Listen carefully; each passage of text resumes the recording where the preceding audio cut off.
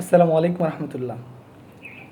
তো নিউজ মিডিয়ার মাধ্যমে আমরা দেখতে পাচ্ছি যে ভারতে প্রচুর পরিমাণ আন্দোলন চলতেছে, যার ফলে মোদির গদি নিয়েই টানাটানি চলতেছে। তো সবাই বলেন আলহামদুলিল্লাহ।